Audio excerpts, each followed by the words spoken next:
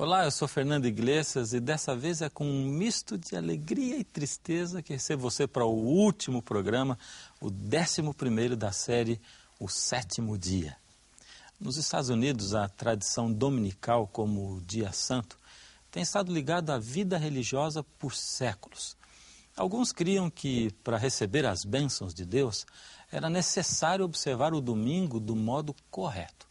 E outros criam que ignorá-lo incorria em desgraça.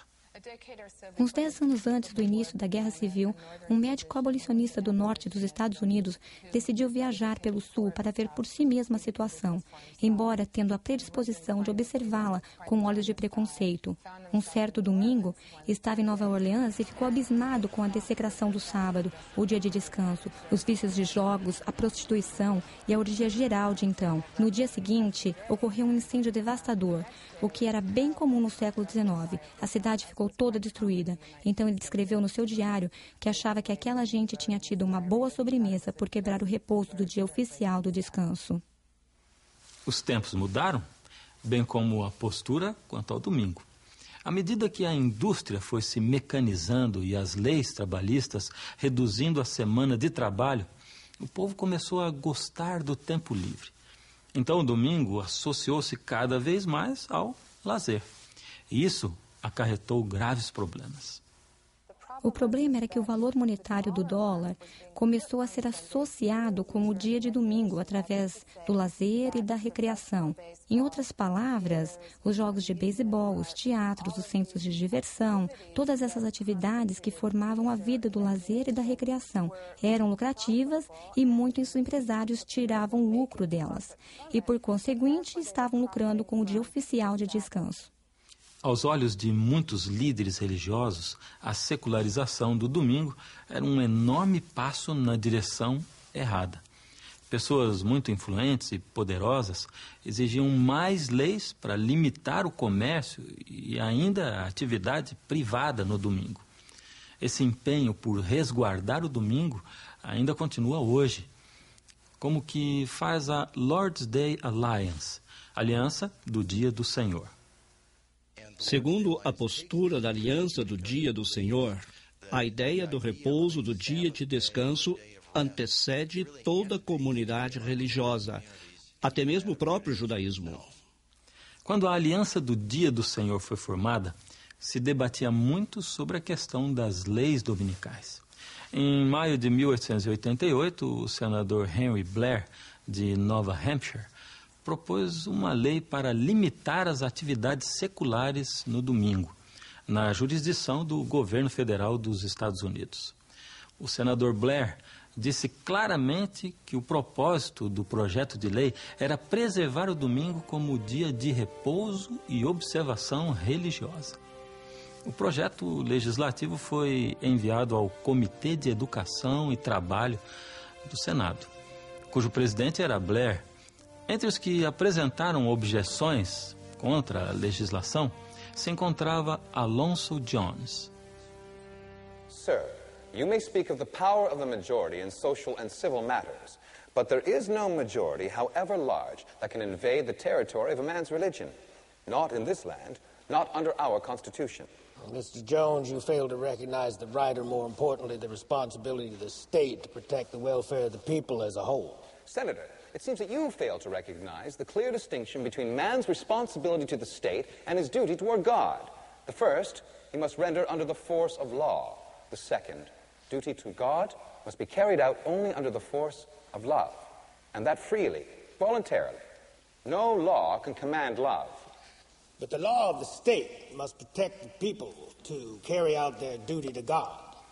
Our Sunday law is written to ensure the preservation of the Lord's Day for the benefit of the people. An admirable goal, Senator Blair, but completely unnecessary. Our Constitution already recognizes the rights of the people with respect to their religion. Your Sunday law would add nothing to our fundamental freedoms. It would rather add restrictions. I'm afraid, sir, that you are blind to the realities of our age. If men owe a duty to God and do not willingly perform it, they become a corrupting influence in society. This proposed Sunday law would have a corrupting influence by introducing force and coercion into its observance. On the contrary, the intended effect is to enhance the Sabbath. If men do not consent to honor the Lord's day, if their actions on that day are unrestrained by civil law, excuse me, then they trample on the very rights of those who would honor and observe the day as holy unto the Lord. With all due respect, Senator, can you not see that your Sunday bill proposes to trample on the rights of the religious minorities? Do you really want to revert to those dark ages where church and state united to force men to violate their conscience and conform to an officially established religion? Now, that is an unworthy comparison, sir. Our Sunday law is for the ultimate benefit of the whole society. Is it not a legitimate function of the state to legislate on behalf of the common good? The common good of which you value so highly is not served by restricting the rights of one man's conscience in order to enlarge the rights of another. It is best served by the freedoms upon which this republic was established. State-sponsored religious coercion defies the clear intent of the Founding Fathers. But this law provides an exemption for those who wish to worship on another day. Jews, Seventh-day Baptists, your Seventh-day Adventists, for example, who observe Saturday as the Sabbath. So where's the problem? The problem is... Why, just this morning, a Mrs. Baden of the Women's Christian Temperance Union addressed this committee in support of such an exemption. She has conferred with representatives of 9 different groups who observe Saturday rather than Sunday, and you know how many of those approved the exemption? All of them. Every single one. Senator, I have great respect for the temperance principles promoted by Mrs. Batum's organization, but she does not speak for my denomination on the question of exemptions. Come now, Professor Jones, are you about to object to exemptions that would certainly benefit your group and several others? Yes, sir. As a matter of fact, we do object. An exemption clause would not change the proposed law so as to modify our opposition. Here is the principle, Senator. If the law were just and perfect, an exemption would not be necessary. Another thing, an exemption clause is nothing other than a toleration clause in disguise. Toleration is not liberty. It is merely a form of condescension, the majority putting up with the opinions and convictions of the minority. Our Constitution guarantees not tolerance, but rights, and we claim those rights as American citizens. Mr. Jones, without yielding the point, let me move to another question. How would you react if we were to rewrite this bill as a Saturday law, with Saturday as the Sabbath and not Sunday at all? I suppose you would take a very different position. To the contrary, Senator. All laws that attempt to force the conscience are manifestly unchristian and unconstitutional by their very nature. Therefore, Senator, we are against every Sunday law that has ever been made since the first one enacted by Constantine to the one you are proposing now. And if you changed it from a Sunday law to a Saturday law, we would oppose it just as firmly.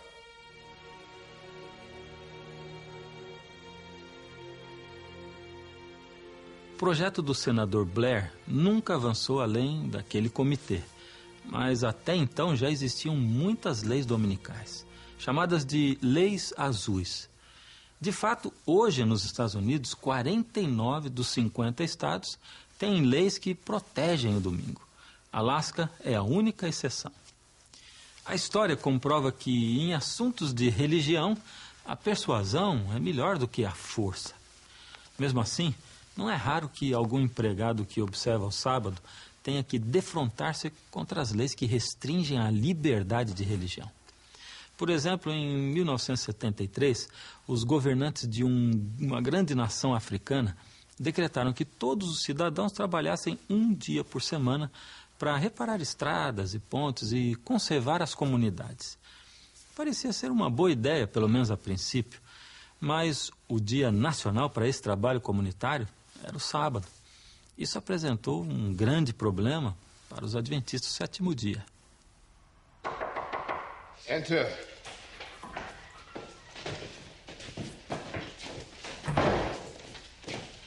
Sir, this is Gideon Kadinda. Yes, Kadenda. Thank you for coming, Citizen Kadenda. Where'd you find him? What was he doing? He was right there at his church with the others. 50, maybe 60 people. He was in front saying a prayer. There was only 2 of us, so we couldn't bring them all. We tried to talk some sense into him, to make him tell them to leave the church. The others? They're still there in the church? Yes, at first, they tried to follow us. We told them to leave, get to work, and they went back to the church. Okay. Citizen Cadenda, tell me, what did you see out there as my men brought you here? People working. Yes. They're filling the holes in the roads. They're cutting the bushes and the weeds. They're doing these things here, and all over this country, others are doing the same. And do you know why? Why are people all over this nation working in their communities today? National Service Day. So, you do know it's National Service Day. Today and every Saturday of the year is National Service Day. But for some reason, you do not join your fellow citizens in working for the good of your community and your country. Instead, you are at church. But I am happy to serve my country on another day of the week. Just pick the day and I will do it. Chair. Sit down, please. The law of the land says Saturday is National Service Day. So that is the day that we all will do our work in our community. That includes you and all the people in your church. You are their leader, so you must tell them. Even if I tell them, they won't do it. Not on a Saturday. Saturday is God's Sabbath. You can tell them now that has changed. Let them worship God some other day. I cannot change the day. Saturday is God's Sabbath, not mine. It is His commandment that we keep it. I cannot change it. Listen well, Cadende. Make your people act like good citizens, or you will personally suffer the consequences. This bruise on your face will seem like a mosquito bite. Take him, lock him up. Sir, look at me. These men, they have beaten me. My blood is on my shirt and on your hands. They may beat me again, perhaps kill me. But this will not change anything. I cannot tell my church members to break the laws of God. We'll see, Gideon Cadende. We'll see about that.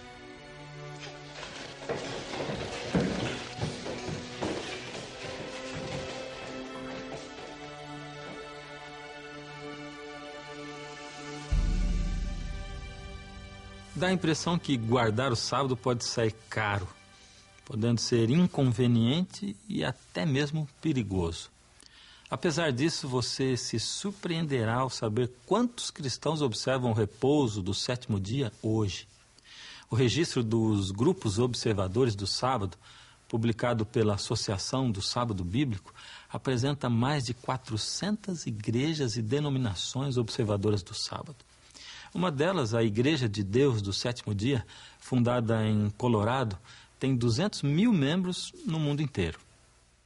O repouso sabático do sétimo dia é importante para nós como denominação, porque temos o compromisso de sermos uma congregação baseada na Bíblia. Cremos que o sábado é parte integral dos ensinos bíblicos. Foi em 1896, quando a Igreja de Deus e dos Santos de Cristo foi estabelecida por William Saunders Crowdy, em Lawrence, no estado de Kansas.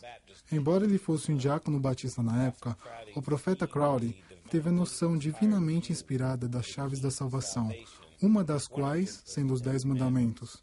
Naturalmente, isso lhe levou a observar o repouso do sétimo dia. Agora, muitos pequenos grupos de guardadores do sábado são frutos da Igreja Mundial de Deus, fundada pelo empresário Herbert W. Armstrong. E o começo foi uma história incrível. Foi, na realidade, a esposa de Armstrong quem o fez conhecer o repouso do sétimo dia. Isso aconteceu em 1926. Na cidade de Eugênio, estado de Oregon, uma vizinha convenceu a esposa do Sr. Armstrong a observar o repouso do sétimo dia. A senhora lhe comprovou tudo pela Bíblia. Quando sua esposa falou a Herbert disso, ele ficou bravo. Zangou-se tanto que, em certa altura da discussão, ele ameaçou divorciar-se dela se continuasse no seu fanatismo, como ele assim chamou. Ela replicou: ao invés de divorciar-se de mim, por que você não averigua isso para ver se estou certa ou errada? Armstrong não se divorciou da sua esposa. Pelo contrário, ele aceitou o desafio e passou alguns meses pesquisando na biblioteca. Para sua surpresa, não pôde comprovar que ela estava errada. Colocado contra a parede, ele chegou à única conclusão: o 7º dia da semana é o sábado bíblico. Isso chegou a ser o sinal distintivo da igreja que ele fundou. Herbert Armstrong morreu em 1986. A nova liderança da Igreja Mundial de Deus levou a denominação a um rumo diferente, mais em linha com a maioria do mundo cristão. Isso incluiu mudar o seu dia de adoração para o domingo. Essa mudança custou à igreja quase metade de seus membros. Agora o quadro é bem diferente quando se trata dos adventistas do 7º dia, os principais proponentes do repouso do 7º dia. Os membros somam mais de 14 milhões em uns 200 países. Embora sua teologia esteja enraizada na tradição protestante, os adventistas do 7º dia têm sido muito criticados por causa do seu compromisso inflexível de observar o sábado bíblico. Um compromisso que seus oponentes enxergam como a negação da liberdade cristã em Cristo. Claro que a liberdade é o centro da fé cristã. E é certo que há pessoas que dizem que guardar o repouso do 7º dia é negar a liberdade cristã, que observar o sábado é ser legalista, um modo de ganhar a salvação pela obediência. Será realmente legalismo a verdadeira observância do sábado? Deus instituiu o sábado na criação antes do pecado. Era legalismo então? Se não era, o que faz naturalmente legalista agora? Quando Deus deu o maná por 40 anos no deserto, o maná não caía no sábado. Era isso legalismo? Quando Deus deu os 10 mandamentos, eram legalistas todos os 10? Estava Deus impondo um código legalista? De maneira alguma. A obediência não é legalismo. Na realidade, a obediência é a expressão do nosso amor e gratidão a Deus por sua graça e salvação. Bem, quase todos os teólogos cristãos concordam que a base da salvação são as promessas de Deus, sua aliança no lugar das obras da pessoa. Por isso, eles insistem que guardar o sábado, conforme o mandamento, não é necessário. Os adventistas do 7º dia concordam que a salvação tem base nas promessas de Deus, porém enxergam que o sábado é importante para relacionar-se com Deus. Deus quer que seu povo confie nele, e ele lhes concede as provisões declaradas na aliança, a fim de que eles tenham esse descanso e garantia divinas. Quando não participamos dessa aliança de comunhão com Deus, nos preocupamos com a nossa salvação, nosso futuro, o que poderá nos subvir, mas participando dessa aliança, desfrutamos totalmente do descanso e da confiança em Deus. O sábado simboliza esse descanso. Muito bem, se o repouso do sábado tem seu devido lugar na vida cristã, por que tem que ser o 7º dia? Muitas igrejas ensinam que os cristãos devem observar o domingo. Para isso dão referências no Novo Testamento para apoiar a sua opinião. Mas ensina realmente o Novo Testamento que o domingo, o primeiro dia da semana, é o repouso cristão? O primeiro dia é mencionado no Novo Testamento, até parece que os cristãos se reuniram uma ou duas vezes no primeiro dia da semana, porém não houve nenhuma transferência da importância do repouso do 7º dia para o primeiro dia da semana. O domingo não se converteu no dia de repouso, nem se converteu no dia quando se celebra a atividade criadora de Deus. Simplesmente não é dia de culto cristão, o qual ainda é o 7º dia, o sábado. Agora, há uma consideração que nem sempre se leva em conta. Ou seja, o lugar do sábado na profecia, particularmente no livro de Apocalipse. Aqui o drama profético se desdobra, representando simbolicamente uma guerra entre Cristo e Satanás, o seu inimigo.